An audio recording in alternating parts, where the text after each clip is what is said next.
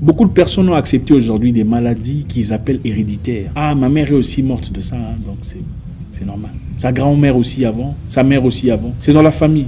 C'est une maladie de la famille. Ma fille aussi apparemment a les mêmes histoires. Qui vous a dit cela?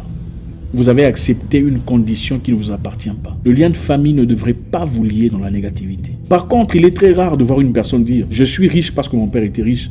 Mon arrière-grand-père aussi était riche. » C'est bizarre de voir qu'on ne peut hériter que de la négativité, des maladies, de la pauvreté, la misère. Pourquoi on n'hérite pas de la richesse, de la grandeur, l'expansion, l'épanouissement? C'est dans la tête.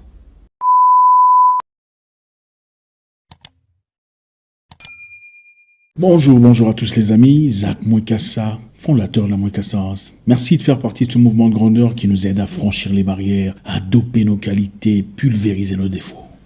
Un réel plaisir de vous avoir. Bienvenue à tous les anciens, à nos fidèles auditeurs, spectateurs et téléspectateurs, vous êtes très appréciés. Bienvenue à tous les nouveaux, votre première fois avec nous, enchanté, ravi de vous avoir. Et j'espère qu'à la fin de cette vidéo, vous n'en sortirez pas les mains bredouilles. Alors, comment allez-vous? Ça va? Vous allez bien? Justement, vous ne devriez pas aller bien. Vous savez, l'être humain s'habitue très vite à quelconque situation.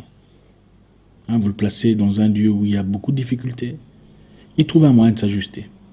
C'est comme ça qu'on a été créé, programmé par le Créateur. Vous le placez dans un lieu désert, il trouvera un moyen de survie, un moyen de s'ajuster. Vous le placez dans un milieu où il faut travailler comme pousse-pousseur pour faire de l'argent, porteur. Même s'il est maigrichon, il bâtira les muscles nécessaires pour subvenir à ce besoin élémentaire. L'être humain apprend à construire des barrières pour survivre mentalement. Les femmes qui ont été abusées dans leur intimité vous diront que même pendant l'abus, pour survivre à ce moment, il a fallu se couper de la réalité présente pour traverser ce moment difficile. Vous placez une personne en prison, il se coupe de sa liberté personnelle pour que la prison ne soit pas trop lourde sur ses épaules. Vous êtes né libre. Et ça, ce n'est pas la liberté. On peut facilement trouver des beaux mots pour atténuer le poids de l'histoire. Confinement. Restons confinés et pas prison, enfermés à domicile. Ne vous habituez pas à ces situations. Je vous encourage de lire. Je vous encourage de faire des recherches personnelles. Que ce moment soit un moment de conscience, de revendication de droits personnels. Puisons, cherchons, fuyons les vraies réalités. Nous ne serons pas toujours là en attente qu'une personne supposée plus intelligente nous dise ce qui doit se passer. L'être humain s'habitue à chaque condition imposée sur lui. Vous le placez dans le désert, il développe le moyen de vivre dans le désert. Son cœur s'ajustera à ces conditions. Vous le placez là où il fait très froid, son corps s'y habitue. Le système immunitaire s'habitue. Ne nous habituons pas à ce que nous appelons renfermement. Ceux qui ont vécu toute leur vie dans la guerre ou dans un milieu belliqueux deviennent désensibilisés à la mort. Le cadavre ne leur dit plus rien. Est-ce que c'est normal? Ce n'est pas normal. Ceux qui vivent ou travaillent à l'hôpital ou ceux qui font l'autopsie deviennent désensibilisés à la mort. Les cadavres ne leur disent plus rien. Ils voient le corps tout le temps. Ils peuvent rester là à travailler tout seuls, toute la nuit, sans difficulté. Est-ce qu'une personne normale pourrait faire ça? Une personne habituée? Absolument pas. Ceux qui vivent ou ont vécu longtemps en prison deviennent désensibilisés à l'enfermement, à l'emprisonnement, aux pertes de leurs droits les plus élémentaires. Ne nous habituons pas au confinement. Que le confinement ne soit pas un moment de vacances. Vous n'êtes pas en vacances.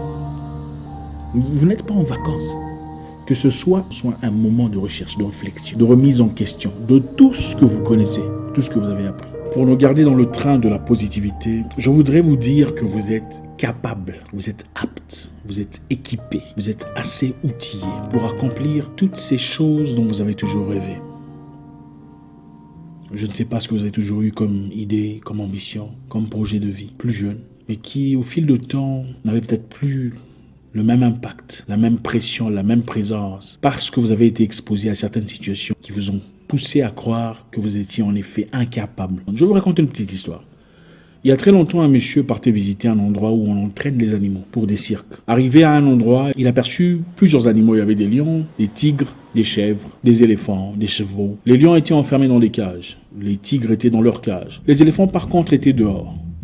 Et il vit un éléphant grand de taille, 10 000 kg, mais attaché avec une petite chaîne. La chaîne attachée autour d'un petit arbre. Alors il posait la question de savoir comment est-ce possible un éléphant aussi grand, aussi puissant, aussi foudroyant, imposant, puisse être enfermé, maîtrisé, immobilisé à partir d'une petite chaîne attachée à son pied ou sa patte et liée à un arbre. Comment est-ce possible? Pourtant il pourrait simplement tirer l'arbre, bouger un peu et casser et s'en aller. Personne ne pourrait l'empêcher.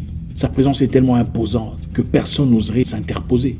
L'entraîneur lui dit, cet éléphant que vous voyez dans sa grande splendeur, plus jeune, n'était que petit. Et tout petit, on l'a lié de la même façon, avec une petite chaîne attachée à un arbre. Pendant ce temps, sa maman était à 100 mètres de distance. Et quand l'éléphant avait besoin de téter sa mère, il était obligé de lutter contre la chaîne, se battre pour essayer de se détacher. Mais à cette époque-là, puisqu'il était petit, il était incapable de le faire. Il n'avait pas assez de force, il n'avait pas le même pouvoir, pas la même puissance, pas la même présence. Il ne pouvait donc pas casser la petite chaîne attachée à son pied ou sa patte. L'éléphant s'est débattu comme il pouvait, de toutes ses forces, mais on était incapable. À la fin, fatigué, il s'est convaincu qu'il était incapable de casser cette chaîne. Cette chaîne pour lui devint inébranlable, indestructible à son esprit. Il avait accepté sa condition. Je suis incapable de casser cette chaîne. Plus grand, ses muscles ont grandi, sa force a grandi, sa présence, sa puissance, mais son esprit est resté le même. L'éléphant a gardé la même mentalité, la même position, les mêmes idées, se disant « cette chaîne, je suis incapable de la briser ». Donc malgré son poids à 10 000 kg, malgré sa présence, sa prestance, sa force, son esprit lui dit que tu es incapable, donc ça ne sert à rien de fournir des efforts ou d'essayer quoi que ce soit. L'éléphant est resté prisonnier de son propre esprit, prisonnier de sa propre histoire, prisonnier de ses propres efforts. Beaucoup de personnes d'entre nous sommes des éléphants.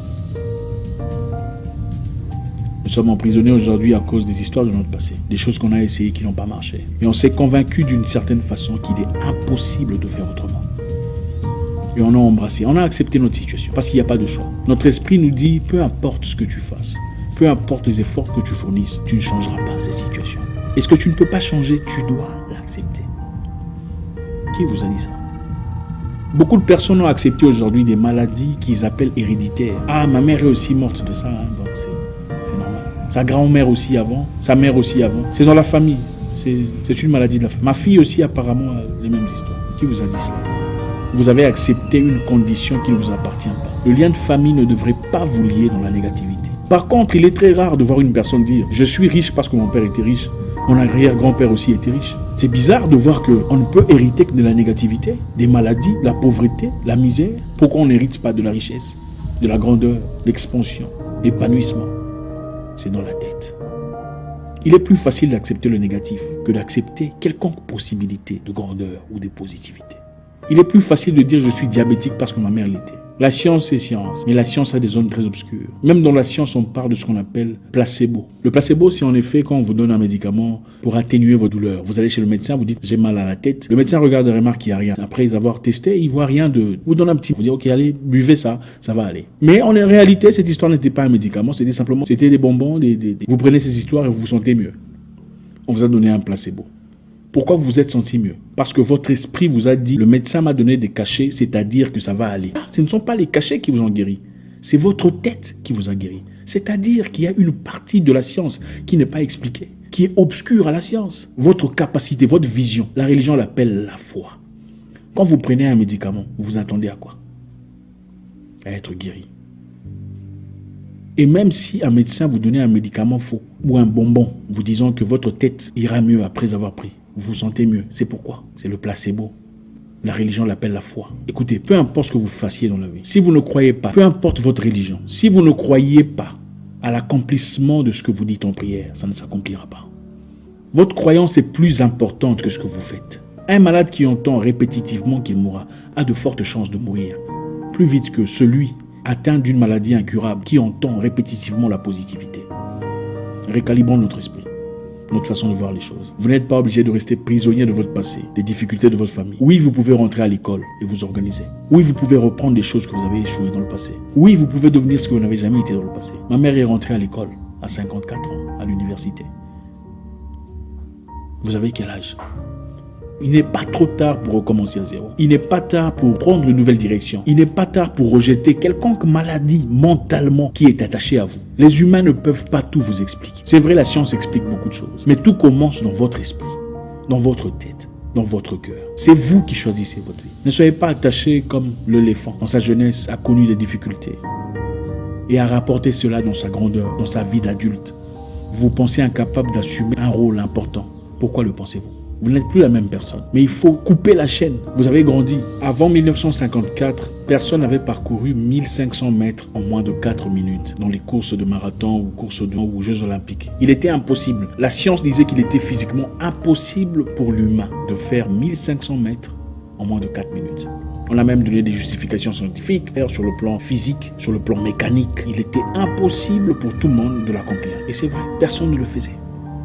Jusqu'à ce qu'arrive Roger Bannister, un Anglais à l'époque, qui après avoir battu le record de 1500 mètres en moins de 4 minutes, avait changé l'histoire.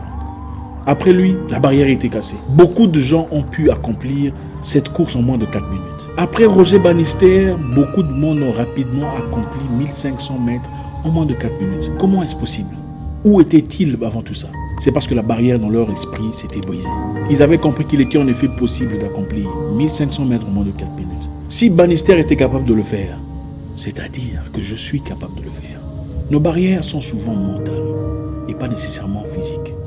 Vous pouvez trouver des moyens qui contournent ce que vous pensez dans votre esprit comme mur, votre projet, à votre objectif de vie, à votre situation de vie. Ça peut être dans beaucoup de secteurs, dans votre situation financière, dans votre situation maritale, dans votre situation sociale. C'est peut-être pas là où vous souhaiteriez être. Mais vous vous conformez, vous vous dites, ok, d'accord, je n'ai pas d'autres options. Je dois rester, je dois vivre comme ça. Je ne peux qu'accepter ma situation. Qui vous a dit cela? Vous êtes capable de briser cette barrière. Vous êtes capable de surmonter ce mur. Vous êtes capable de franchir la ligne d'arrivée. Que les barrières de notre passé ne nous retiennent pas dans une prison indéfinie. On peut faire des erreurs, c'est permis, du moment que ça ne vous tue pas. Merci à vous. J'espère vous parler encore très bientôt dans une nouvelle vidéo. Au revoir.